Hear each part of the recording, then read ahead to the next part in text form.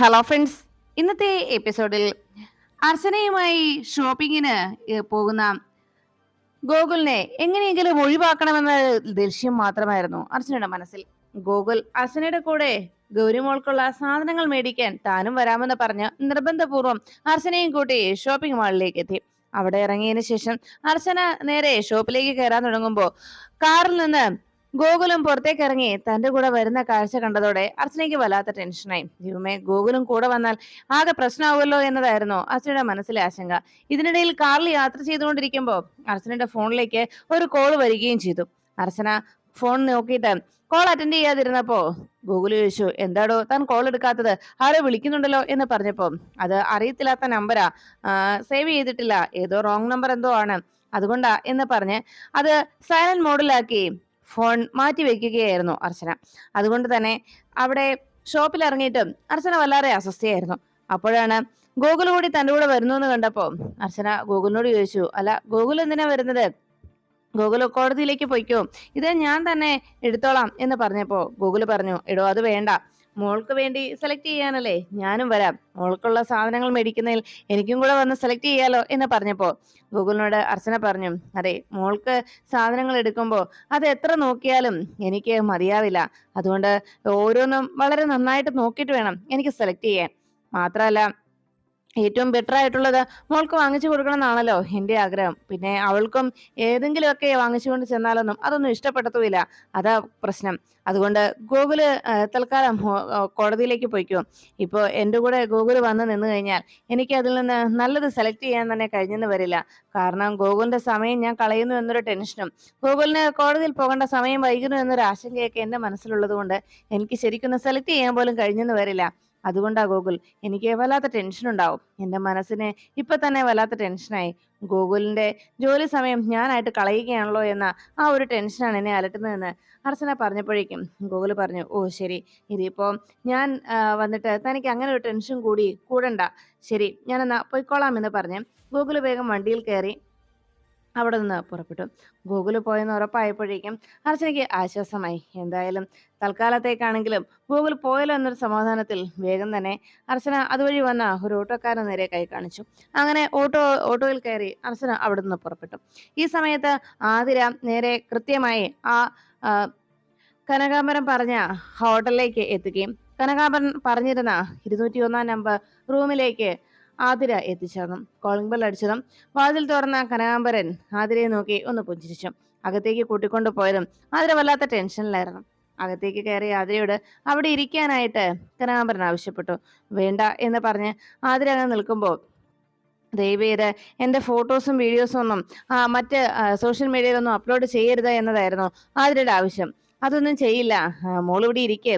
അതെ, ഇക്കാര്യം മറ്റാരും അറിയില്ലെന്നേ, നമ്മൾ തമ്മിലുള്ള ഈ ഇടപാട്, ഈ ഒരു കൂടിക്കാഴ്ച അതാരും അറിയാൻ പോകുന്നില്ല. ഞാൻ പറഞ്ഞല്ലോ, എന്റെ ഇഷ്ടത്തിനകത്ത് നിന്നാൽ, എന്റെ കൂടെ ചേർന്ന് നിന്നാൽ നിന്നെ ഞാൻ രാജകുമാരിയാക്കി വാഴിക്കാം, നിനക്ക് രാജ്ഞിയായി വാഴാം എന്നൊക്കെ കനകാംബരൻ ആതിരയോട് പറഞ്ഞു. ആതിര ആകെ ടെൻഷനോടെ അവിടെ ഇരുന്നപ്പോഴേക്കും ഉടനെ ആദ്യം എന്തെങ്കിലും കുടിക്കാൻ ഓർഡർ ചെയ്യാം, എന്താ വേണ്ടത് എന്ന് കനകാംബരൻ ചോദിച്ചപ്പോ ആതിര പറഞ്ഞു, എനിക്കൊന്നും വേണ്ട. അതൊന്നും പറഞ്ഞാൽ പറ്റില്ല, എന്തെങ്കിലും കുടിക്കാതെ എങ്ങനെയാ എന്ന് ചോദിച്ചപ്പോഴേക്കും, എന്നാ എനിക്കൊരു ഗ്ലാസ് കാപ്പി മതി എന്ന് ആതിര ആവശ്യപ്പെട്ടു. വേഗം തന്നെ കനകാംബരൻ 2 കാപ്പി ഓർഡർ ചെയ്തു. എന്നിട്ട് ആതിരയെ നോക്കിയിരുന്നപ്പോഴേക്കും പെട്ടെന്നാണ് കനകാംബരന്റെ ഫോണിലേക്ക് ഒരു കോള് വന്നത്. കനകാംബരൻ ഫോൺ എടുത്ത് നോക്കിയപ്പോ ആ വന്ന കോള് അത് ആതിര അറിയാതിരിക്കണം എന്ന ഒരു താല്പര്യം കനകാംബരനുണ്ടായി. വേഗം തന്നെ കനകാംബരൻ ആതിര നോക്കിയിട്ട് പറഞ്ഞു, ആതിര ഇവിടെ ഇരിക്കേ, ഞാൻ ദാ ഇപ്പൊ വരാം എന്ന് പറഞ്ഞ് വേഗം ഫോണും എടുത്ത് പതിയെ ഡോറ് തുറന്ന് പുറത്തേക്ക് ഇറങ്ങി. കനകാംബരന്റെ ഫോണിലേക്ക് അവന്തികയായിരുന്നു വിളിച്ചത്. അവന്തിക കനകാംബരൻ കോൾ എടുത്തതും, എന്താ കനകാംബര, കിളി കൂട്ടിലെത്തിയോ എന്ന് ചോദിച്ചു. വലയിൽ വീണോ എന്ന് ചോദിച്ചപ്പോഴേക്കും, വന്ന് കൂട്ടിൽ കയറി ഇരിപ്പുണ്ട്, ഇനി ഇതൊക്കെ മേഡം എനിക്ക് തരുന്ന ഭാഗ്യങ്ങളല്ലേ, മേഡം തരുന്ന സഹായവും മേഡത്തിന്റെ ഔദാര്യവും അല്ലേ ഇതൊക്കെ എന്നെ സംബന്ധിച്ച് വലിയ സന്തോഷമുള്ള കാര്യങ്ങളല്ലേ മേഡം എന്ന് കനകാംബരൻ അറിയിച്ചു. അത് കേട്ടതോടെ അവന്തിക പറഞ്ഞു, ഒരു കാരണവശാലും അവള് ഇന്ന് കനകാംബരന്റെ പിടിയിൽ നിന്ന് പോകാൻ പാടില്ല. അത് അവളെ കനകാംബരൻ കീഴ്പ്പെടുത്തുമ്പോ അത് അർച്ചനയുടെ മേൽ എനിക്കുണ്ടാകുന്ന വിജയമാണ്. അതുകൊണ്ട് തന്നെ ആതിരയുടെ ദേഹത്ത് കനകാംബരന്റെ ഓരോ സ്പർശവും, ആതിരയുടെ ദേഹത്തുള്ള കനകാംബരന്റെ ഓരോ സ്പർശവും അത് അർച്ചനയെ തൊടുന്നത് പോലെയാണ് എന്ന് കനാമ്പരനോട് അവന്തിക അറിയിച്ചു. ഉടനെ കനാമ്പരൻ പറഞ്ഞു, മേഡം, മേഡത്തിന്റെ ആഗ്രഹം പോലെ എല്ലാം നടക്കും. മേഡം ഒന്നുകൊണ്ടും ടെൻഷൻ ആവേണ്ട എന്ന് കനാമ്പരൻ പറയുമ്പോഴേക്കും എനിക്കത് മാത്രം അറിഞ്ഞാൽ മതി. അർച്ചന, അവളുടെ കുടുംബത്തിന്റെ തകർച്ച, അതാണ് എന്റെ ലക്ഷ്യം എന്ന് പറഞ്ഞ് അവന്തിക ഫോൺ വെച്ചു. അപ്പോഴേക്കും അവിടെ കനാമ്പരന്റെ റൂമിലേക്ക് വെയിറ്റർ 2 ഗ്ലാസ് കാപ്പിയുമായി എത്തി. അതവിടെ കൊണ്ട് വെച്ചിട്ട് വെയിറ്റർ പോയി കഴിഞ്ഞപ്പോഴേക്കും ആതിര വേഗം ചാടി എഴുന്നേറ്റ് കനാമ്പര ഫോണിൽ സംസാരിക്കുന്നത് ഒന്ന് നോക്കി. ജനലിനരികളിലൂടെ പുറത്തു നിന്ന് കനാമ്പര സംസാരിക്കുന്നത് കൃത്യമായി ആതിര കണ്ടുകൊണ്ടിരുന്നു. വേഗം തന്റെ ബാഗ് തുറന്ന് അതിലുള്ള ആ വിഷക്കുപ്പി കയ്യിലെടുത്തിട്ട് ആ വിഷം മുഴുവൻ ആ കാപ്പിയിലേക്ക് ഒഴിച്ചു. എന്നിട്ട് ആതിര തന്റെ കയ്യിലുള്ള ആ കുപ്പി മാറ്റാനായിട്ട് ശ്രമിക്കുമ്പോഴേക്കും കനാമ്പരൻ വേഗം ഫോൺ വെച്ച് അകത്തേക്ക് കയറി വന്നു. ആതിര കനാമ്പരന്റെ കണ്ണിൽ പെടാതെ പതുക്കെ ആ വേസ്റ്റ് ബിന്നിലേക്ക് ആ കുപ്പി നിക്ഷേപിച്ചു. എന്നിട്ട് ആതിര അവിടെ നിൽക്കുമ്പോഴേക്കും കനാമ്പരൻ അരികിലേക്ക് എത്തി. ആതിരെ, അതെ, ഒരു ഫോൺ കോൾ ആയിരുന്നു എന്ന് പറഞ്ഞപ്പോഴേക്കും ആതിര പറഞ്ഞു, എന്നാ കാപ്പി കുടിക്കും സർ എന്നറിയിച്ചപ്പോഴേക്കും, കാപ്പി കുടിക്കാനുള്ള ഒരു മൂഡല്ല എനിക്കിപ്പോഴുള്ളത്. കാപ്പി കുടിക്കാനുള്ള മൂഡിലല്ല ഞാനിപ്പോ എന്നതായിരുന്നു കനാമ്പരന്റെ മറുപടി. ആതിര വല്ലാത്ത ടെൻഷനോടെ അങ്ങനെ നോക്കുമ്പോഴേക്കും പെട്ടെന്ന് കനാമ്പരൻ ആതിരയുടെ അരികിലേക്ക് ചെന്നു. ആതിരയോട് കനാമ്പരൻ അവിടെ ഇരിക്കാനായിട്ട് ആവശ്യപ്പെട്ടു. ആതിര അവിടെ എഴുന്നേറ്റ് നിന്നതും വേഗം ആതിരയെ പിടിച്ച് ആ ബെഡിലേക്ക് വീഴ്ത്തി. ആതിര, എന്നെ വിട് എന്ന് പറഞ്ഞ് കനാമ്പരന്റെ കൈ തട്ടി മാറ്റാൻ ശ്രമിച്ചു. ആതിരയുടെ കയ്യിൽ കടന്നു പിടിച്ച കനാമ്പരന്റെ കൈ കുതറി മാറ്റി ആതിര ഓടി രക്ഷപ്പെടാൻ നോക്കുമ്പോഴേക്കും കനാമ്പരൻ ആതിരയെ ബെഡിലേക്ക് തള്ളിയിട്ടു. ആതിര വീണ്ടും അവിടെ നിന്ന് എഴുന്നേറ്റ് പോകാൻ ശ്രമിക്കുന്ന ഉടനെ എന്നെ ഒന്നും ചെയ്യരുത് എന്ന് പറഞ്ഞ് ആതിര ബഹളം വെക്കുമ്പോഴേക്കും കനാമ്പരൻ ആതിരയെ ബെഡിലേക്ക് വീഴ്ത്തി ആതിരയുടെ ദേഹത്തേക്ക് വീഴാനുള്ള ശ്രമം കനാമ്പരൻ തുടരുമ്പോൾ ബെഡിലേക്ക് ചെന്ന് കൈ കുത്തിപ്പിടിച്ച് ആതിരയുടെ മുഖത്തേക്ക് നോക്കിയിരിക്കുന്ന കനകാമ്പരൻ ആതിര പകയോടെ കനകാമ്പരനെ എതിർത്ത് തള്ളി മാറ്റാൻ ശ്രമിച്ചുകൊണ്ടിരുന്നു. അപ്പോഴാണ് പെട്ടെന്ന് അവരെ ഞെട്ടിച്ചുകൊണ്ടൊരു കോളിംഗ് ബെല്ല് വന്നത്. ഉടനെ ആതിരയോട് കനാമ്പരൻ പറഞ്ഞു, നീ ശബ്ദിച്ചു പോകരുത് എന്ന് പറഞ്ഞ് കനാമ്പരൻ വേഗം എഴുന്നേറ്റ് ഡോർ ചെന്ന് തുറന്നു. അപ്പോഴേക്കും ആതിര ബെഡിൽ നിന്ന് എഴുന്നേറ്റ് തന്നെ രക്ഷിക്കാൻ ആരോ വന്നു എന്നുള്ളൊരു ആശ്വാസത്തിൽ ആതിര ചാടി എഴുന്നേറ്റപ്പോഴേക്കും ഡോർ തുറന്ന് പുറത്തേക്ക് നോക്കിയ കനാമ്പരന്റെ മുന്നിലേക്ക് പർദ്ദയിട്ട ഒരു സ്ത്രീ വന്ന് നിൽക്കുകയാണ്. ഉടനെ മുന്നിലേക്ക് നിൽക്കുന്ന ആ സ്ത്രീയെ കണ്ടപ്പോൾ ആതിര ആരാണെന്ന് വന്നതെന്നറിയാൻ ആതിര നോക്കിയപ്പോഴേക്കും ആ മുന്നിൽ നിൽക്കുന്ന ആയിഷ ചേച്ചിയാണ് കണ്ടത്. വേഗം തന്നെ അർച്ചനയെ കണ്ട് സന്തോഷത്തോടെ ആതിര ചേച്ചി എന്ന് വിളിച്ചു. ഉടനെ കനാമ്പരൻ ആകെ അന്തിച്ചു നോക്കുകയാണ്. പെട്ടെന്ന് അർച്ചന അകത്തേക്ക് കയറി ചെന്നതും ആയിഷ ചേച്ചി എന്ന് വിളിച്ച് ആയിഷയെ അർച്ചനയെ കെട്ടിപ്പിടിച്ച് ആതിര കരഞ്ഞു. ഉടനെ കനാമ്പരൻ ചോദിച്ചു, ആരാടി ഇവളേതാ ഇത് എന്ന് ചോദിച്ച് കനാമ്പരൻ ബഹളം ഉണ്ടാക്കിയപ്പോഴേക്കും അർച്ചന വേഗം തന്നെ ആതിരയെ മാറ്റി നിർത്തി കനാമ്പരൻ നേരെ തിരിഞ്ഞ് കനാമ്പരന്റെ മുഖത്ത് ആഞ്ഞൊരടി കൊടുത്തു. ഉടനെ തന്നെ കനാമ്പരൻ ദേഷ്യപ്പെട്ടു, ആരാടി നീ എന്തിനാ എന്നെ വന്ന് തല്ലുന്നത് എന്ന് ചോദിച്ചപ്പോഴേക്കും പെട്ടെന്ന് അവിടേക്ക് രാജീവ് എത്തി. നിന്നെ ഞാൻ എന്ന് പറഞ്ഞ് അർച്ചനയെ തല്ലാനായി കനാമ്പരൻ കൈ ഉയർത്തിയതും ഹലോ കനാമ്പര സാറേ എന്ന് വാതിൽക്കൽ നിന്ന് രാജീവ് വിളിച്ചു. അത് കേട്ട് ഞെട്ടലോടെ നോക്കുകയാണ് കനാമ്പരൻ. അപ്പോഴേക്കും രാജീവ് അകത്തേക്ക് കയറി വന്നിട്ട് പറഞ്ഞു, അതെ കനാമ്പരൻ സാറേ, സാർ ഇവിടെ നടത്തിയ പരിപാടികളൊക്കെ ഞങ്ങൾക്ക് മനസ്സിലായി. എവിടറാ വീഡിയോയും ഫോട്ടോസും എന്ന് ചോദിച്ചപ്പോഴേക്കും ഏത് വീഡിയോ ഏത് ഫോട്ടോ എന്താ സാറേ ചോദിക്കുന്നത്, എനിക്കൊന്നും അറിയില്ല എന്ന് പറഞ്ഞ് കനാമ്പരൻ ഒരു നിഷ്കളങ്കനെ പോലെ പെരുമാറി. ഇത് കണ്ടതും രാജീവ് കനാമ്പരന്റെ കർണത്തടിച്ചു. പാവപ്പെട്ട പെൺപിള്ളാരെ നീ ബ്ലാക്ക്മെയിൽ ചെയ്ത് നിന്റെ ഒരു പരസ്യചിത്രം നീയെ ബ്ലാക്ക്മെയിൽ ചെയ്ത് അവരെ കീഴ്പ്പെടുത്താവുന്നും അവരെ നശിപ്പിക്കാവുന്നും കരുതിയോടാ എന്ന് ചോദിച്ച് കനാമ്പരനിട്ട് 1-2 തല്ല് മുഖം തീർത്തു കൊടുത്തു. എന്നിട്ട് കോൺസ്റ്റബിൾമാരോട് അവനെ പിടിച്ചോണ്ട് പോയിക്കോളാനായിട്ട് പറഞ്ഞു. അവനെ കൊണ്ട് പോകാൻ തുടങ്ങിയപ്പോഴേക്കും അർച്ചന പറഞ്ഞു, സർ 1 മിനിറ്റ്. വേഗം രാജീവ് പിന്തിരിഞ്ഞ് അർച്ചനയെ നോക്കിയപ്പോഴേക്കും അർച്ചന ആതിരയെ വിളിച്ചുകൊണ്ട് നേരെ കനാമ്പൻ അരികിലേക്ക് ചെന്നു. മോളെ ആതിരെ, ഇങ്ങി വന്നേ എന്ന് പറഞ്ഞ് ആതിരെ അരികിലേക്ക് നിർത്തി. എന്നിട്ട് പറഞ്ഞു, മോളെ നിന്റെ കൈയുടെ ചൂട് ഇവൻ അറിയണം, എന്നിട്ട് വേണം ഇവൻ പോകാൻ എന്ന് പറഞ്ഞ് ആതിരെ കനാമ്പന്റെ കർണത്തൊന്ന് കൊടുക്കാനായിട്ട് അർച്ചന അറിയിച്ചു.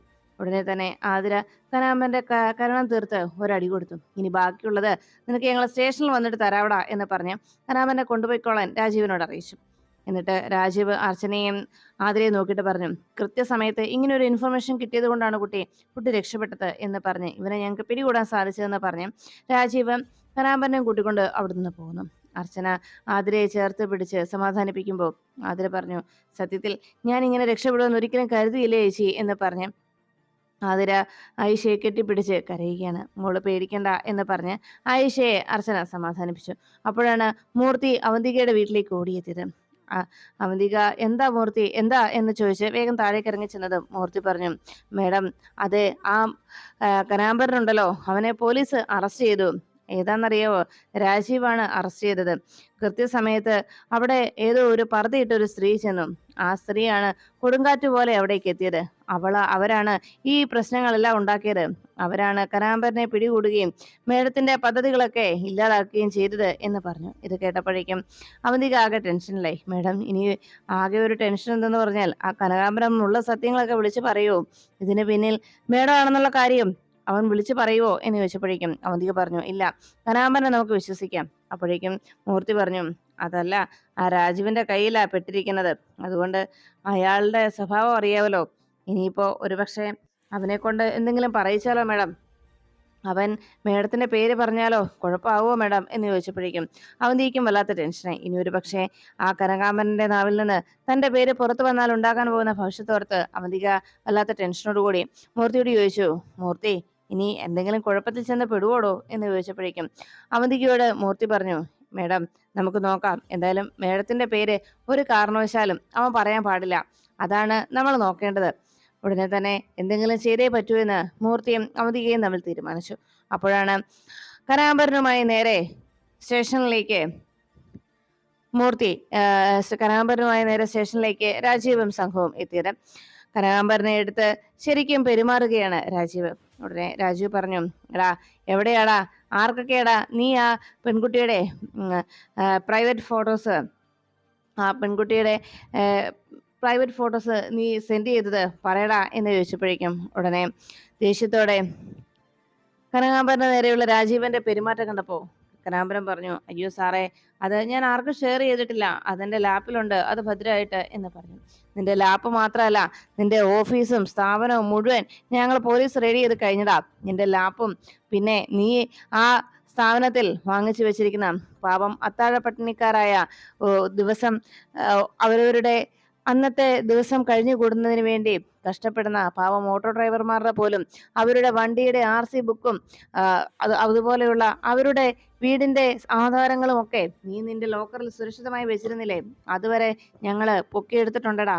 ഇനി നിന്റെ കയ്യിൽ നിന്ന് എടുക്കാനുള്ളത് നിന്റെ ഈ അടിയാധാരം മാത്രമാണ് എന്ന് പറഞ്ഞ് വീണ്ടും രാജീവ് കനകാംബരനെ എടുത്ത് പെരുമാറി. ഒടുവിൽ കനകാംബരൻ അടി കൊണ്ട് അവശനായിട്ട് പറഞ്ഞു, അയ്യോ സാറേ, ഇനി എന്നെ തല്ലില്ലേ, ഞാൻ ചത്തുപോകും എന്ന് പറഞ്ഞപ്പോഴേക്കും, എന്നാ പറയടാ, ഇതിന് പിന്നിൽ ആരാ നിന്നെ കൊണ്ട് ഇതൊക്കെ ചെയ്യിക്കുന്നത്?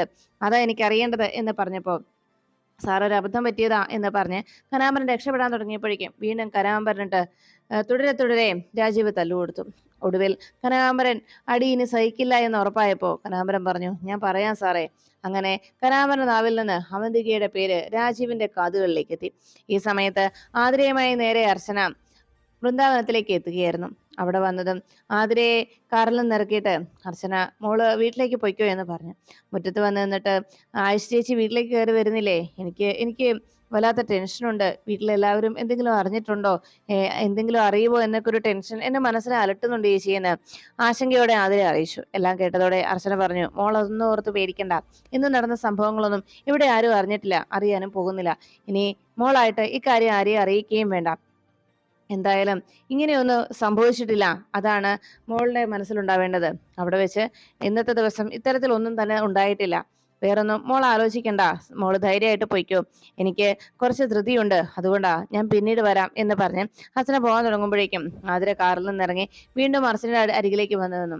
ചേച്ചി, എനിക്ക് മനസ്സിന് വല്ലാത്ത ടെൻഷനുണ്ട് എന്ന് പറഞ്ഞപ്പോൾ, മോൾ ഒന്നുകൊണ്ടും ടെൻഷൻ ആവണ്ട എന്ന് പറഞ്ഞ് അച്ഛനെ കാറിൽ നിന്ന് ഇറങ്ങി ആതിരെ ആശ്വസിപ്പിച്ചു. മോള് പേടിക്കണ്ട, എന്ത് പ്രശ്നമുണ്ടെങ്കിലും ഈ ചേച്ചി കൂടെ ഉണ്ടല്ലോ എന്ന് പറഞ്ഞപ്പോൾ അർച്ചനയെ നോക്കി ആതിര പറഞ്ഞു, സത്യത്തിൽ എന്റെ അച്ചുചേച്ചി ഉണ്ടായിരുന്നെങ്കിൽ ഇങ്ങനെ തന്നെ നടക്കുമായിരുന്നുള്ളൂ. എനിക്ക് ഒരാപത്തുണ്ടായാൽ ആ നിമിഷം എന്റെ അച്ചുചേച്ചി ഓടിയെത്തുമായിരുന്നു എന്ന് അർച്ചന അറിയിച്ചു.